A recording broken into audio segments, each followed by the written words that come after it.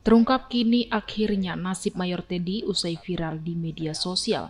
Mayor Teddy menjadi viral setelah ramai dibicarakan saat diperkenalkan oleh Capres Prabowo beberapa waktu yang lalu. Kemudian perwira satu ini nasibnya kian berubah. Mayor Teddy malah mengalami pemindahan atau mutasi setelah dibicarakan di media sosial.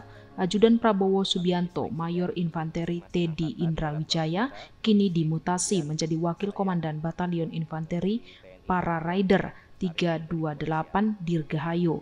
Rotasi itu tertuang dalam keputusan Kepala Staf TNI Angkatan Darat nomor Kep 137/2 Romawi garing 2024 tertanggal 26 Februari 2024. Teddy menggantikan posisi Mayor Infanteri Adevian yang mendapat promosi sebagai perwira seksi operasi divisi Infanteri 1 Kostrat. Dalam keputusan terbaru itu, Kasat Jenderal Maruli Simanjuntak melakukan mutasi dan rotasi terhadap 348 perwira menengah. Ya semualah, kalau namanya mayor tuh masa depannya pasti cerah. Karena masih sama-sama jalan gini kan.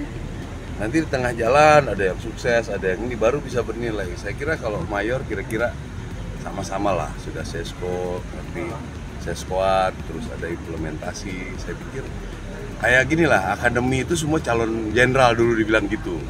Karena mereka sama-sama punya basic gitu. Seperti diketahui, Mayor Teddy adalah ajudan Capres Prabowo Subianto yang sempat mencuri perhatian karena ketampanannya.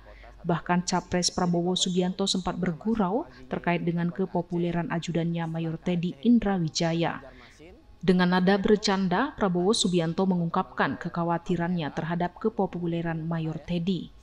Kekhawatiran Prabowo Subianto terhadap popularitas Mayor Teddy itu diungkapkan dalam pidato kemenangan Prabowo Gibran di Istora Senayan pada Rabu 14 Februari 2024.